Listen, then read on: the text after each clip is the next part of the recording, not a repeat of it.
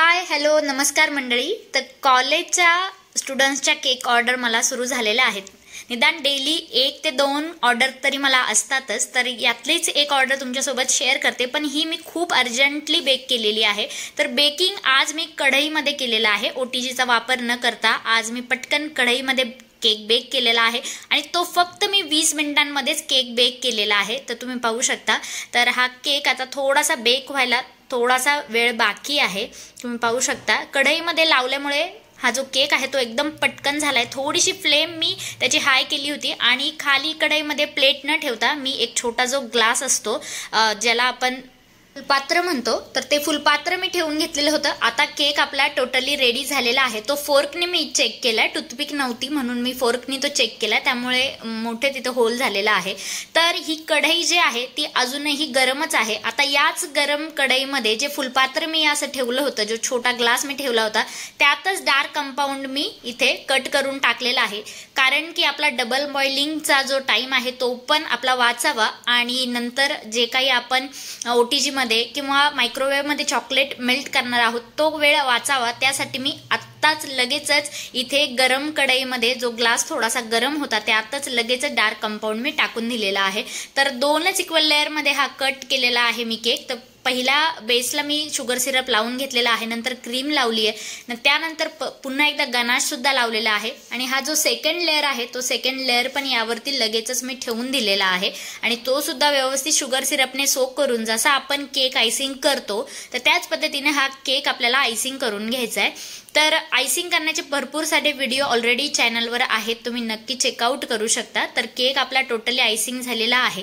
तर आता किचन थोडासा छोटा आहे, इथे मी पुण्या सिटीमध्ये आल्यामुळे किचन थोडंसं छोटं आहे, त्यामुळे मला ऍडजस्ट होत नाही तिथे केक करायला।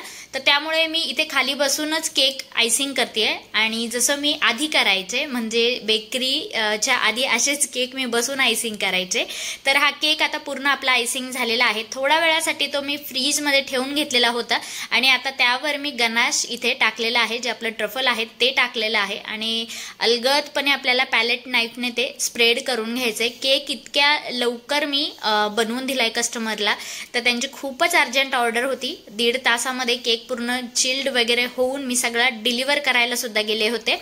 तर संध्याकाळी मला 7ला हा जो केक आहे तो द्यायचा होता आणि 5:30ला केकची ऑर्डर आलेली। तर पूर्ण आपला केक व्यवस्थित आता सेट झालेला आहे। आता आपण जे काही डार्क कंपाऊंड आहे ते मेल्ट करून घेतलेलं आहे, ते आपण अशा पद्धतीने जे माझ्याकडे लीफचं मोल्ड आहे तर त्या लीफच्या मोल्डमध्ये हे मेल्ट केलेलं डार्क कंपाऊंड मी इथे टाकून घेतेय। तर आपल्याला इथे टाइम सुद्धा वाचलेला आहे। तर 20 मिनिटांमध्येच केक बेक झालाय। तर कढईमध्ये काय होतं ना, तुम्ही जर उंच एखादा पेल्यावर जर केकचा टीन ठेवला तर आहे ना खालून केक लागत पण नाही, म्हणजे जळण्याचे चान्सेस खूप जास्त कमी असतात आणि तुम्ही थोडासा फास्ट गॅस केला की केक तुमचा लवकर बेक होतो। असा एरवी आपल्याला 30 ते 35 मिनिटं लागतात, पण या पद्धतीने जर तुम्ही केक बेक केला तर तुमचे 20 मिनिटांमध्येच तुमचा हा केक बेक होणार आहे। त्यानंतर डबल बॉइलिंगने जे चॉकलेट आपण मेल्ट करतो तर त्याचा सुद्धा टायमिंग इथे खूप जास्त वाचलेला आहे। तर त्याच ग्लासमध्ये त्याच पेल्यामध्ये मी डार्क कंपाऊंड कट करून टाकलं होतं आणि कढई तर आपली ऑलरेडी गरमच होती, तर त्यामुळे आपले चॉकलेट सुद्धा व्यवस्थित आता सेट करायला आपण ठेवून देऊया। तर थोडंसंच अगदी मी चॉकलेट मेल्ट करून यामध्ये टाकलं होतं। तर केक आता टोटली आपला पूर्ण सेट झालेला आहे। तर वरचा जो कटिंग पार्ट होता ना तो मी एका प्लेटमध्ये बाजूला क्रश करून घेतलेला आहे, तो आपण केकच्या साईडला लावून देऊया, तर कुठेही आपलं वेस्ट होणार नाही। तर पाहू शकता तुम्ही किती छान आपले लीफ जे आहे चॉकलेटचे ते तयार होऊन आलेले आहेत।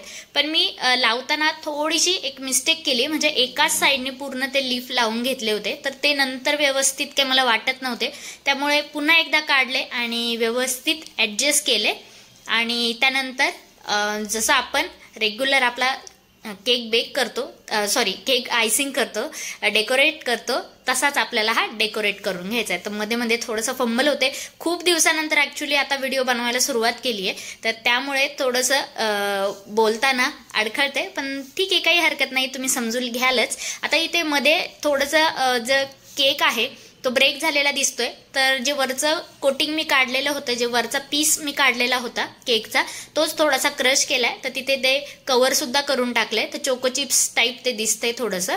आणि नंतर थोडं हा जो केकचा चुरा आहे तो सुद्धा आपण केकच्या साईडला अशा पद्धतीने लावून घेऊया।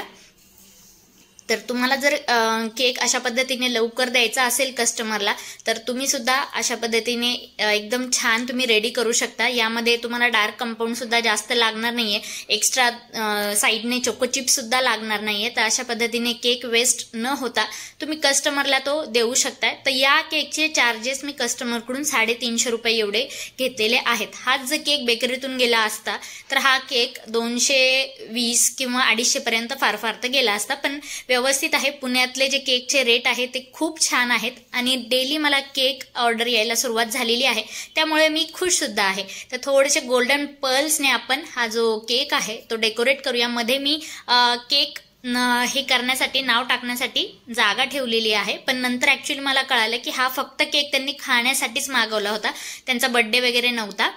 तर आपला केक अशा पद्धतीने रेडी झालाय. तर कसा वाटतोय केक तुम्हाला कमेंट करून नक्की सांगा. आणि ही जी दीदी आहे हिला मी तो केक डिलिव्हर केला आहे. संध्याकाळचे 7 वाजलेले आहेत. Cake deliver